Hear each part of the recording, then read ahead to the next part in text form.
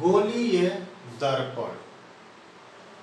गोलीय दर्पण, सबसे पहले हम जानेंगे कि दर्पण क्या होता है। दर्पण इंग्लिश में इसको मिरर बोलते हैं। जैसे मान लीजिए कोई भी शीशा है जिसके आर पार दिखाई दे रहा हो, ठीक है, तो इसके एक तरफ अगर कलई कर दिया जाए, इधर अगर हम कलई कर देते हैं, ठीक है, तो ये एक तरफ समतल होगा ये, तो इसे कहेंगे समतल दर्पण। समतल दर्पण, ठीक है। एक तरफ हमने कलई कर दिया, एक तरफ कलई नहीं किया है, तो अब इधर से जब देखेंगे ना तो इसमें आपका चेहरा दिखेगा, जिसे क्या कहते हैं, प्रतिबिंब दिख रहा है, ठीक है। तो यह क्या कहलाता है, समतल दर्पण। जनरली जो इसका जो है पेंट किया जाता है पीछे, यह पेंट किसका होता है, रेड ऑक्साइड का पेंट किया जाता है, ठीक। समतल दर्पण, जैसे मान लीजिए घर में कोई शीशा है, घर में कोई शीशा है, तो अगर कभी टूट जाता है या वैसे भी अगर उसको बाहर निकालना है, बाहर निकालने के बाद में उसके पीछे अगर चाकू से या किसी चीज़ से स्केच कर दें, जहाँ पर स्केच करेंगे उसके आर पार क्या होता है, दिखाई देना शुरू हो जाता है, और वहाँ पर चेहरा या कुछ भी कोई वस्तु रखेंगे तो दिखाई नहीं देगा, ठीक है।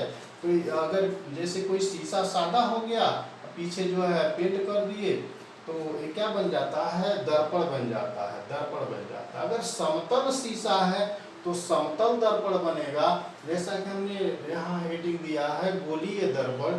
अगर शीशा क्या है, गोल है, तो क्या बनेगा, गोलीय दर्पण बनेगा, ठीक है।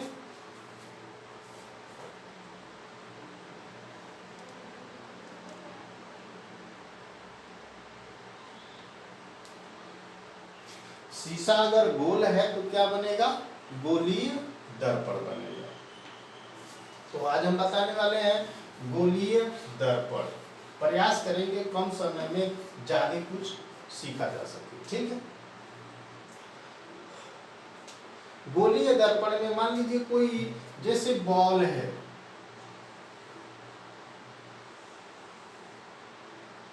कोई बॉल है और यह बॉल जो है एकदम शीशे का है, कोई बड़ा सा बॉल है, तो क्या है, एकदम शीशे का है, सादा, जिसके आर पार देखा जा सकता है। अगर इसको हम यहाँ से कटिंग कर दें, यहाँ से इसको कटिंग कर दें, ठीक है, तो काटने के बाद में यह वाला भाग निकलेगा टुकड़ा, तो कुछ ऐसे बनेगा, ठीक है। और इसके अगर इस साइड में अगर हम कलई कर दें, तो यह अब एक प्रकार का दर्पण बन गया।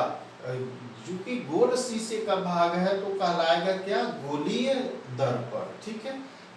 अगर हम यहां से इसको कटिंग करें,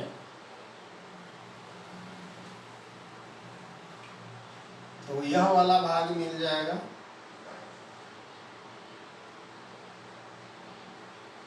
इधर अगर हम कलई कर दें, यह भी कहलाएगा गोलीय दर्पण, ठीक। वस्तु हमेशा बाएं की तरफ रखी जाती है, यानी चेहरा हम देखेंगे तो इसमें देखेंगे तो यहाँ वस्तु होगी, तो इधर से यहाँ इस पर चेहरा बनेगा, ठीक है।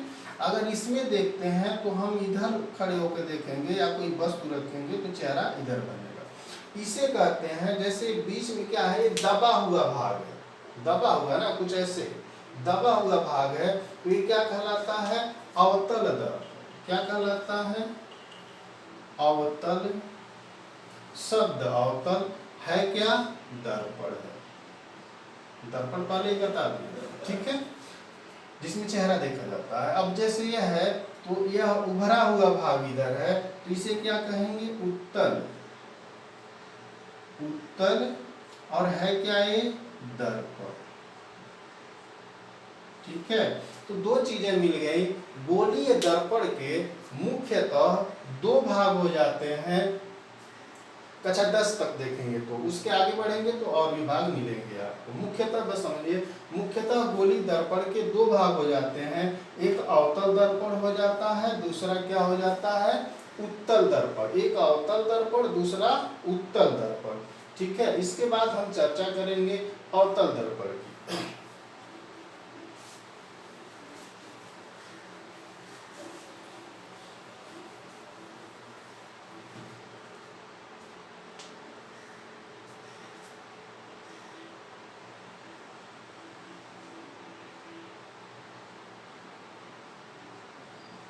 यह रहा एक अवतल दर्पण। क्या है ये? अवतल दर्पण। अगर इसके मध्य से एक लाइन खींच दी जाए, एक लाइन खींच दी जाए, तो इसे क्या कहते हैं, इस लाइन को कहते हैं मुख्य अक्ष। पूरी लाइन को क्या कहते हैं, मुख्य अक्ष। ठीक है, चूंकि हाँ एक चीज और है, इधर कहीं वस्तु रखेंगे, हमेशा चेहरा वस्तु बाएं ही रखी जाएगी, तो इधर कहीं वस्तु रखेंगे तो इसका प्रतिबिंब इससे बनेगा, यानी प्रकाश की किरण हमेशा इधर से जाने वाली है। तो अगर हम इस यम1 इसका नाम रख दें, इसे यम2 नाम रख दें, तो यम1 और यम2 क्या कहलाएंगे, यम1 और यम2 क्या कहलाएंगे, द्वारक कहलाएंगे, द्वारक। यम1 और यम2 क्या कहलाएंगे, द्वारक कहलाएंगे। ठीक, चूंकि ये किसी गोले का भाग है, किसी गोले का भाग है ना, तो जब गोले का भाग है तो उसका कहीं केंद्र भी होगा। जैसे मान लीजिए कोई गोला है, इसी का तो भाग है, तो इसका कहीं केंद्र भी होगा। ठीक है, तो केंद्र से ये वाली जो दूरी होती है, इसे क्या कहते हैं, गोले में क्या कहते हैं, त्रिज्या, रेडियस, त्रिज्या। जनरली इसको आर, स्मॉल आर या कैपिटल आर से प्रदर्शित किया जाता है। तो क्या होता है, त्रिज्या होती है। तो यहाँ से इसको काट करके यहाँ ले आया गया है और इधर कलई कर दिया गया है। तो यह इसका कोई केंद्र भी है ना, तो इसका भी कोई केंद्र होगा। मान लीजिए इसका कहीं केंद्र यहाँ, ठीक है, तो इस केंद्र को हम किससे प्रदर्शित करते हैं, इस केंद्र को हम C से प्रदर्शित करते हैं, C से प्रदर्शित करते हैं। ठीक है, और इस C को क्या कहते हैं, वक्रता केंद्र, वक्रता केंद्र। इस C को कहते हैं वक्रता केंद्र। और C से यहाँ इस बिंदु को, जो इसके मध्य में क्या, मुख्य अक्ष जो इसके मध्य में क्या छेद रहा है, यहाँ से होके जा रहा है, तो इस बिंदु को हम P से प्रदर्शित करते हैं। ठीक है, और इसे कहते हैं ध्रुव।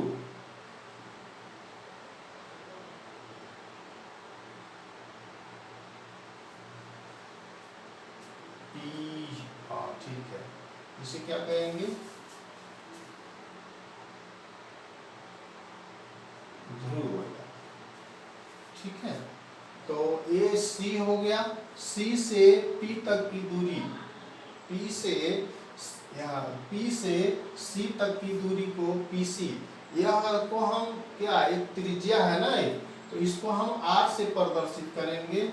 इसे हम कहाँ से, यहाँ से P से इसका नाम ध्रुव ही है, सारे तो चुन रहा है। ठीक है, ध्रुव, ध्रुव है या कुछ इसका नाम, चलिए ठीक है, मान लीजिए ध्रुव ही है, शायद ध्रुव है, ध्रुव। ठीक है, तो P से C तक की दूरी को हम क्या कहते हैं, R से प्रदर्शित करते हैं, जिसे क्या कहेंगे, त्रिज्या कहते हैं, त्रिज्या, वक्रता त्रिज्या। इसे क्या, ये वक्रता केंद्र है, C क्या है, वक्रता केंद्र। और यहाँ से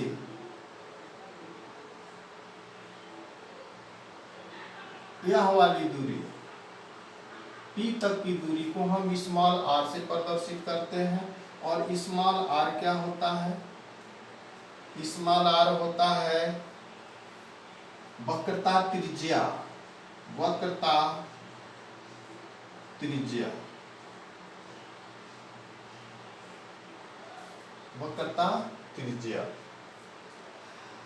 इसके मध्य में, इसके जैसे पीसी है ना, पीसी मान लीजिए अगर 4 सेंटीमीटर का है, पीसी मान लीजिए कितने सेंटीमीटर का, 4 सेंटीमीटर का, और इसको दो भागों में डिवाइड करें तो 2 सेंटीमीटर इधर होगा, 2 सेंटीमीटर उधर हो जाएगा, अर्थात इसका मध्य बिंदु, इसके मध्य बिंदु को हम कैपिटल एफ से प्रदर्शित करते हैं, कैपिटल एफ से प्रदर्शित करते हैं, और कैपिटल एफ को कहते हैं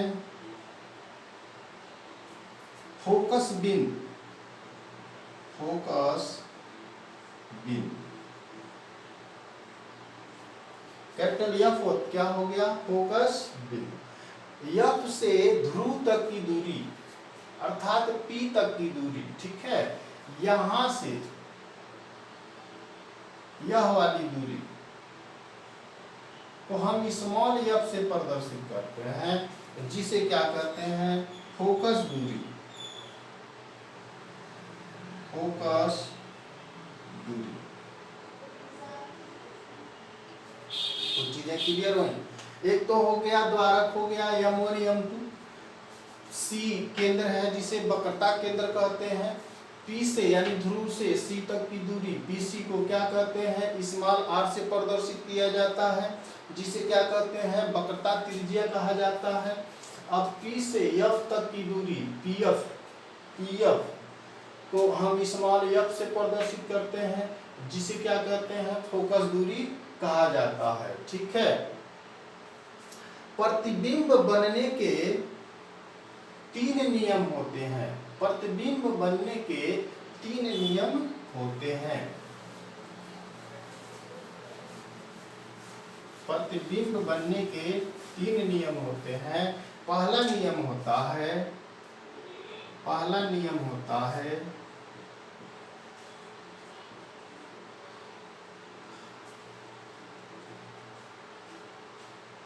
यह अवतल दर्पण हो गया,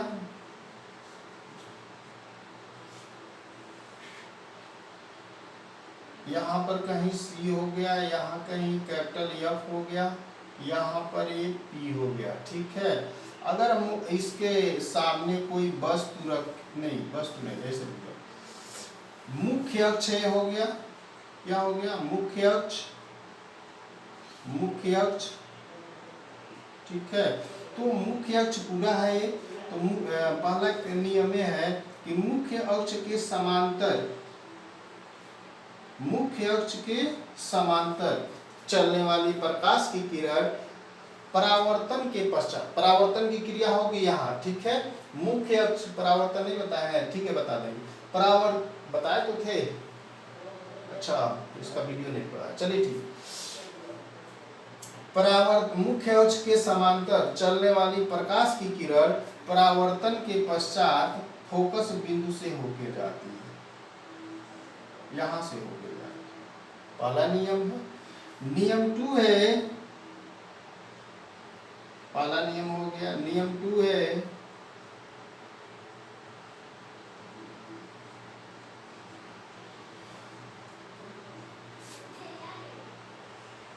ये भी कोई अवतल दर्पण है, यहाँ P हो गया, यहाँ कहीं C हो गया, यहाँ कहीं F हो गया, ठीक है, ये मुख्य अक्ष हो गया। फोकस बिंदु से होकर चलने वाली प्रकाश की किरण इसी का उल्टा है, परावर्तन के पश्चात मुख्य अक्ष के समांतर हो जाती है, दूसरा नियम हो गया। तीसरा नियम है, नियम 3 है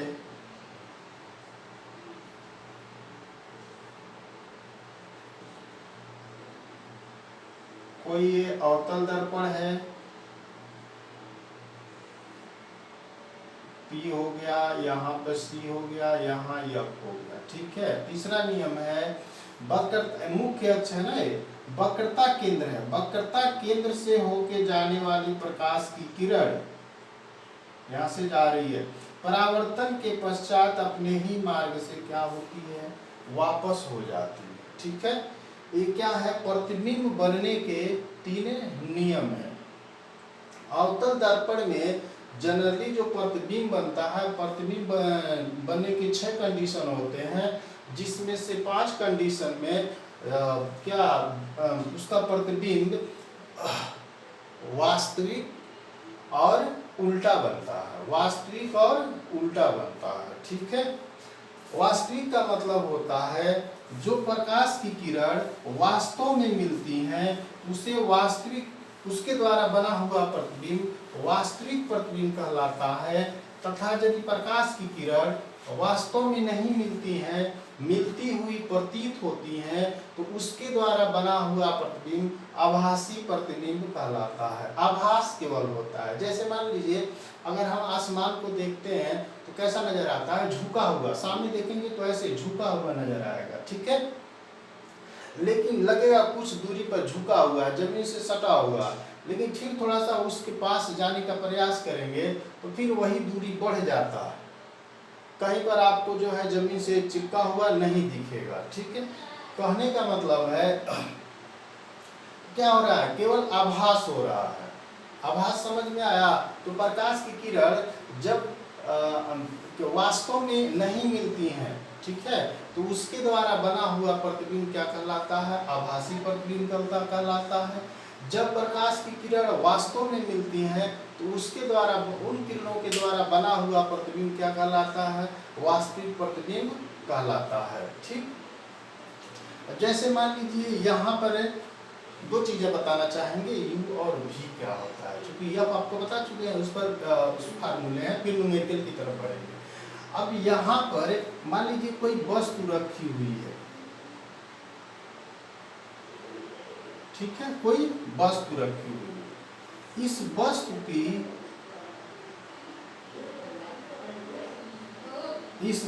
की अगर लंबाई मान लीजिए h है, तो यहाँ से 2 प्रकार की किरणें चलेंगी। एक तो क्या चलेगी, मुख्य अक्ष के समांतर। एक किरण क्या चल रही है, मुख्य अक्ष के समांतर चल रही है।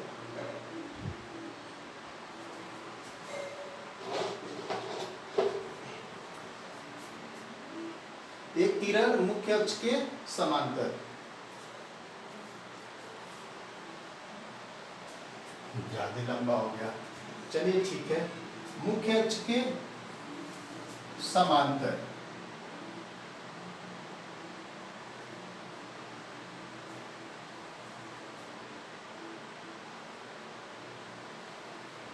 चलिए बाकी जो है अगले पार्ट में बता देते हैं, वीडियो बहुत लंबा हो गया है, आज के लिए बस इतना है। पार्ट 2 में बताएंगे, ये रहेगा पार्ट 1,